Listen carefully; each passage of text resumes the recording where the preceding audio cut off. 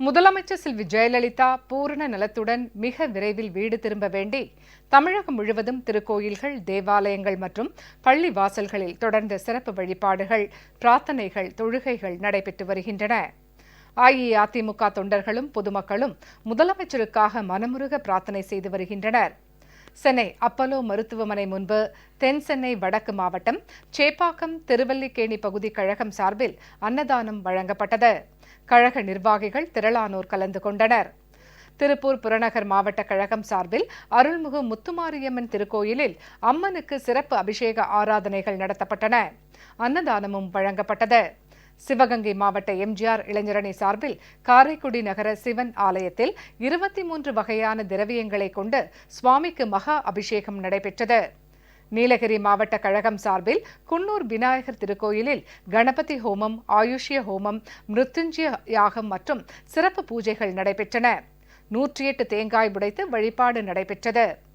திருவள்ளூர் மேற்கு மாவட்ட கழகம் சார்பில் மூலக்கரை நாகாத்தம்மன் ஆலயத்திலிருந்து 508 பேர் பால்குடம் சுமந்து ஊர்வலமாக சென்று மேலானூர் ஸ்ரீ வேணுகோபால சுவாமி திருக்கோயிலில் பெருமாளுக்கு பாலபிஷேகம் செய்து சிறப்பு வழிபாடு நடத்தினர். அன்னதானமும் வழங்கப்பட்டது. நாகை மாவட்டம் மயிலாடுதுறை காவேரி ஆற்றங்கரை நடுவில் உள்ள நந்தியம் பெருமானுக்கு சிறப்பு அபிஷேக ஆராதனைகள் நடைபெற்றன. முதலமைச்சர் பூரண நலத்துடன் மிக விரைவில் வீடு திரும்ப வேண்டி சிறப்பு சகஸ்ரநாம அர்ச்சனையும் மகா தீபாராதனையும் நடத்தப்பட்டன. அன்னதானமும் வழங்கப்பட்டது.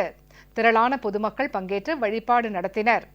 தூத்துக்குடி மாவட்ட ஜெயலலிதா பேரவை சார்பில் திருச்செந்தூர் முருகன் கோயிலில் மூலவர் சண்முகருக்கும் சத்ரு சம்ஹார மூர்த்திக்கும் சிறப்பு பூஜை மற்றும் அபிஷேகம் நடைபெற்றது.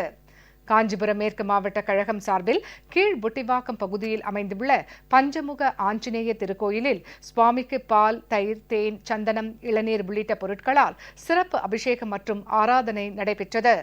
108 தேங்காய் உடைத்து சிறப்பு பிரார்த்தனை மேற்கொள்ளப்பட்டது. குன்றத்தூர் ஒன்றிய கழகம் சார்பில் வரகடம் அடுத்த வளையங்கரணை பகுதியில் அமைந்துள்ள அருள்மிகு பசுபதீஸ்வரர் திருக்கோயிலில் சிறப்பு அபிஷேகம் மற்றும் ஆராதனைகள் நடைபெற்றன.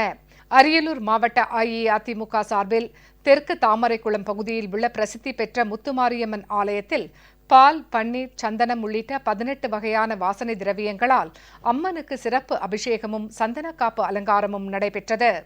கழக நிர்வாகிகளும் தொண்டர்களும் பங்கேற்று வழிபாடு நடத்தினர். அன்னதானமும் வழங்கப்பட்டது. இதேபோன்று தமிழகம் முழுவதும் உள்ள திருக்கோயில்கள், தேவாலயங்கள், பள்ளி வாசல்களில் சிறப்பு வழிபாடுகள், பிரார்த்தனைகள், தொழுகைகள் தொடர்ந்து நடைபெற்று வருகின்றன.